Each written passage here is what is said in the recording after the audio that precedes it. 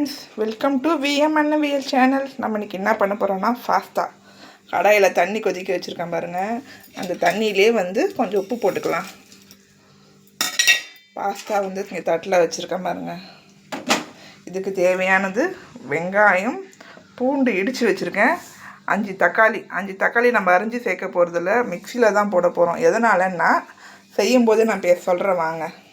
தண்ணி இது மாதிரி கொதிக்கும்போது கொதிக்கிறது தெரியுதா? அந்த மாதிரி கொதிக்கும்போது நம்ம பாஸ்தாவை போட்டுக்கலாம்.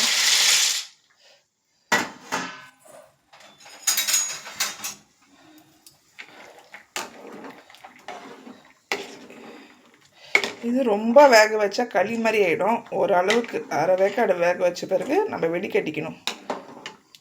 சரிங்களா? இங்கே பாருங்கள், பாஸ்தா தண்ணியில் நல்லா கொதித்து அரை வேக்காடு வந்துடுச்சு பாருங்கள். எப்படி இது கண்டுபிடிக்கிறதுனா பார்த்தாலே தெரியும் உங்களுக்கு. போட்டதோடு இப்போ எல்லாம் கொஞ்சம் பெருசாக இருக்கும்.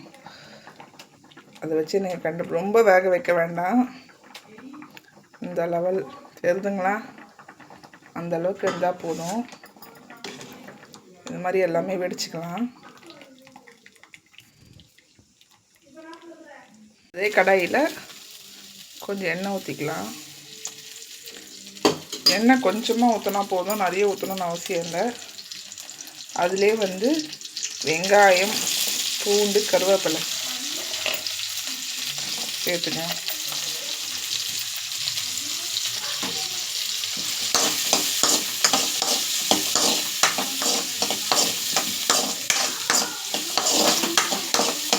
இது நல்லா கொஞ்சம் வதங்கின பிறகு நம்ம அரைச்சி வச்சுருக்க தக்காளி பாருங்கள், மிக்சியில் அரைச்சி வச்சுருக்கிறத அதில் ஊற்றிக்கலாம். இந்த அளவுக்கு வதங்கினா போதும். இந்த அளவுக்கு வதங்கினா போதும். அதில் தக்காளி சேர்த்துக்கணும்.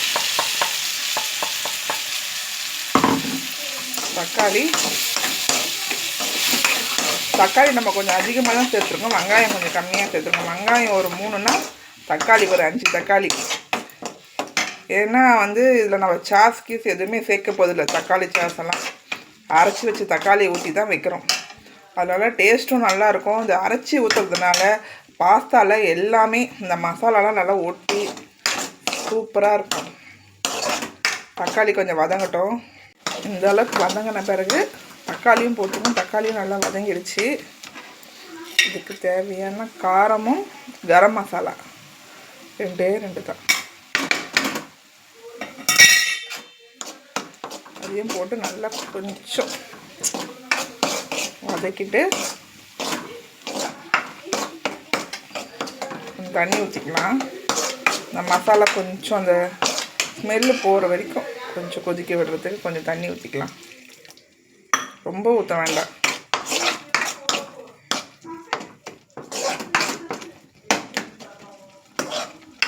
தேவையான அளவு உப்பு.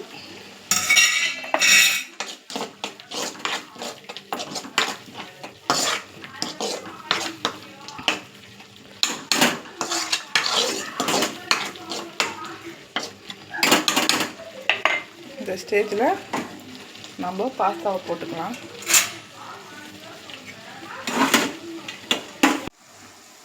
இந்த ஸ்டேஜில் பாஸ்தாவை போட்டுக்கலாம்.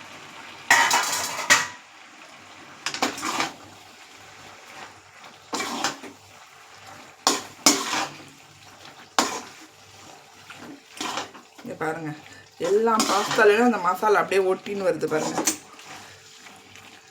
டேஸ்ட்டும் செமையாக இருக்கும். ட்ரை பண்ணி பாருங்கள். தெரியுதுங்களா?